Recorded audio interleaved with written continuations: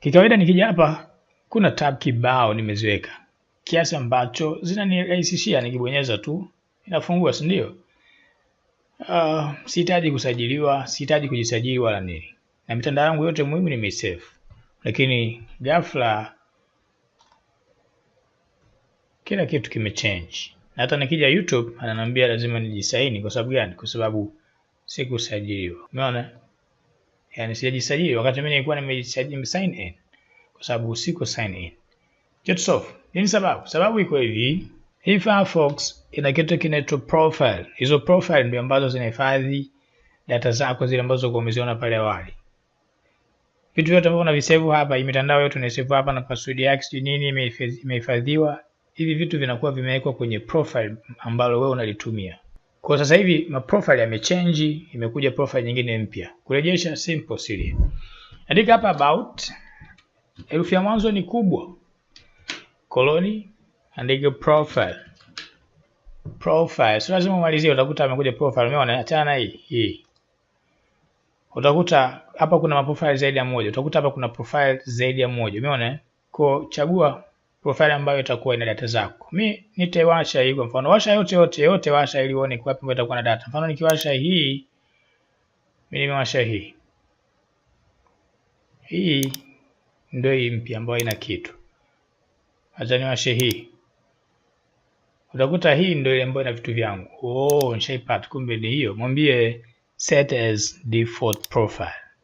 Sasa hivi nikikata browser nikiwasha tena utakuta vitu vyangu vimerejea. Huko chini kuna form huko, jifunze zaidi. Sasa nikupe siri. Hizi profile unaweza kuzitumia au haya profile unaweza kuyatumia kufanyaje? Kuhaki password za mtu ambaye anatumia Firefox. Kivipi? Take care. Mimi kama nitakuja nitakopi profile nikaondoka nazo au nikaondoka na hilo folder la profile, na of course ukiwa advanced utajua liko wapi. Maana yake ina maana hivi password zako zote nimezibeba. Nasema kwa sababu hapa mimi nikibonyeza sinaingia moja kwa moja YouTube, kwa maana yake password ya YouTube iko huko. Maana yake mimi nikiingia huko kupitia browser hii nikiingia kwenye YouTube yako itaingia. Wewe sijui unanielewa? Hajanielewa? Okay. Mwingine ananiambia sasa huko ndani wanatuambia kuna encryption vizuri. Mimi nikichukua ile file nitaenda kulifungua kwa Firefox. Kama encryption itafanya kazi au ifanye kazi? Sikupi ushauri mbaya, ila kama ni advanced jaribu siku kwenye kompyuta yako. Chukua kompyuta mbili, hamisha profile au kupeleka kwenye kompyuta nyingine. Alafu angalia nini kinatokea. Of course, kompyuta ya mwanzo hakikisha umelog out. Kwa nini? Kwa sababu kompyuta zinasaviwa kwenye mitandao. Umeelewa? Ina maana gani? Ndio maana muda mwingine kuna watu wanakuwa wapendi kusave password kwenye hizi browser, kwa sababu ukisave unaweza kujikuta siku umefanyaje? Kuna mtu anaitwa social engineering. And that's actimaya. Warabu wanaita hivyo. Ni mtu ambaye anakuchukulia data sio kwa nguvu wala kutoa jasho. Ni mtu wako wa karibu. Umeenda sijui msalani, huko nyuma anafungua kompyuta, anajua anatafuta kitu gani anachokihitaji. Hatuingii ndani, soma masomo yetu. Hayo masomo utapata kwenye channel yetu WhatsApp. Link iko huko chini.